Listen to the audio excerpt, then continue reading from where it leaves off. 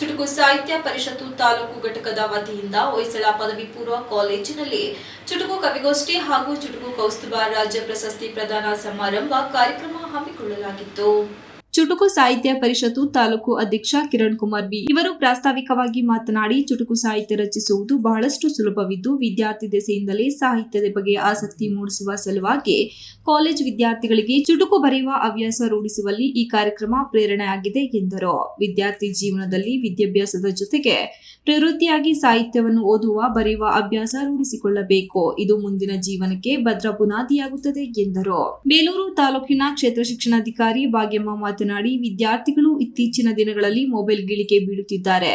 ಪುಸ್ತಕವನ್ನು ಜೊತೆಯಲ್ಲಿಟ್ಟುಕೊಂಡು ಅಭ್ಯಾಸ ಮಾಡಿದ್ದಲ್ಲಿ ನಿಮ್ಮ ಜ್ಞಾನಾರ್ಜನೆ ವೃದ್ಧಿಯಾಗುತ್ತದೆ ಹಾಗೂ ನಿಮ್ಮ ವಯಸ್ಸಿನಲ್ಲಿ ಸಾಹಿತ್ಯದ ಚುರುಕನ್ನ ಸವಿಯುತ್ತಾ ಸಾಹಿತ್ಯವನ್ನು ಆಸ್ವಾದಿಸುವ ಗುಣವನ್ನು ಬೆಳೆಸಿಕೊಳ್ಳಬೇಕು ಎಂದರು. ಜಿಲ್ಲಾಧ್ಯಕ್ಷರಾದ ಬಾನಂ ಲೋಕೇಶ್ ಮಾತನಾಡಿ, ಚುಟುಕು ಸಾಹಿತ್ಯ ಬದುಕಿಗೆ ಲಾಲಿತ್ಯ.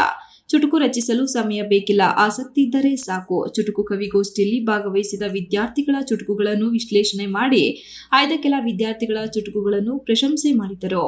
ಸಂಪಾದಕರಾದ ರವೀನಾ ಕುಲಗೋಡು ಮಾತನಾಡಿ, ಚುಟುಕು ಸಾಹಿತ್ಯ ಇತ್ತೀಚಿನ ದಿನಗಳಲ್ಲಿ ಹೆಚ್ಚು ಪ್ರಚಾರಕ್ಕೆ ಬರುತ್ತಿರುವುದು ಶ್ಲಾಘನೀಯ ಹಾಗೂ ಚುಟುಕು ಕವಿಗಳು ಹೆಚ್ಚು ಉದ್ಭವಿಸುತ್ತಿರುವುದು ಸಾಹಿತ್ಯ ಕ್ಷೇತ್ರಕ್ಕೆ ನೀಡುತ್ತಿರುವ ದೊಡ್ಡ ಕೊಡುಗೆಯಾಗಿದೆ ಎಂದರು.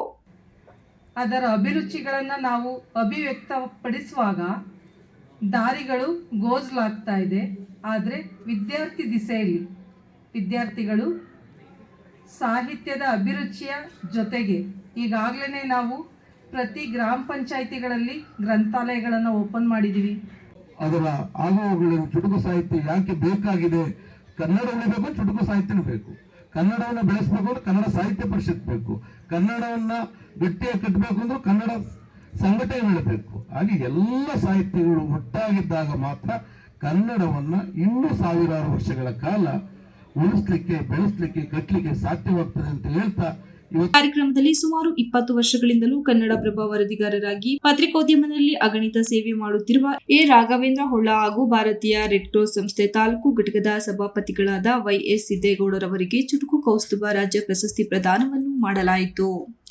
ಕಾರ್ಯಕ್ರಮದ ಅಧ್ಯಕ್ಷತೆಯನ್ನು ಹೊಯ್ಸಳ ಪದವಿ ಪೂರ್ವ ಕಾಲೇಜಿನ ಆರ್ ನಿರಂಜನ್ ರವರು ವಹಿಸಿದ್ದರು ಹಾಗೂ ಕನ್ನಡ ಉಪನ್ಯಾಸಕರಾದ ಗಂಗಾಧರ್, ಚುಟುಕು ಸಾಹಿತ್ಯ ಪರಿಷತ್ತಿನ ಪದಾಧಿಕಾರಿಗಳಾದ ದೇವರಾಜ್, ಕಿರಣ್ ಗುಜ್ಜರ್, ಪರಮೇಶ್ವರಪ್ಪ, ನಂಜುಂಡಯ್ಯ ಉಪಸ್ಥಿತರಿದ್ದರು. ಪತ್ರಿಕಾ ಬಳಗದವರಾದ ವಿಜಯ್ ಕುಮಾರ್, ಮಲ್ಲೇಶ್ ಹಾಗೂ ಸಾಹಿತ್ಯ ಅಭಿಮಾನಿಗಳಾದ ಧನಂಜಯ್, ಸುಲೇಮಾನ್, ಮಧುಮಾಲತಿ ಪಾಲ್ಗೊಂಡಿದ್ದರು. Ganesh, TV 46 news Kannada, Belur.